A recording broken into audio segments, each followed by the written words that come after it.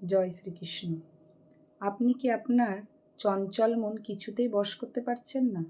শাস্ত্রে বলা হয়েছে আমাদের এই শরীর হলো একটা রথ, আর এই রথের সারথি হলো বুদ্ধি, আর মন হলো রথের লাগাম, আর ইন্দ্রিয়গুলো হলো ঘোড়া। লাগাম ঢিলে হলে রথ যেমন তার নিয়ন্ত্রণ হারিয়ে এদিক ওদিক চলে যায়, তেমনি মন অনিয়ন্ত্রিত হলে জীবনও দিশেহারা হয়।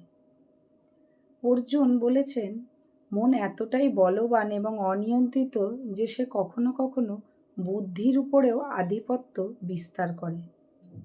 এর সমাধানে শ্রীকৃষ্ণ বলেছেন, ভক্তির প্রথম কাজই হল কৃষ্ণকথা শ্রবণ। এই চিন্ময় শ্রবণ এবং কৃষ্ণপ্রসাদ গ্রহণই মনের সমস্ত রোগ এবং অশান্তি নিরাময়ের একমাত্র মহৌষধ। কলিযুগে শ্রী চৈতন্য মহাপ্রভুও দেখিয়েছেন সবচেয়ে সহজ বাস্তব সমাধান। অহংকার ভুলে গিয়ে পরম নম্রতায় হরে কৃষ্ণ নাম জপ করা।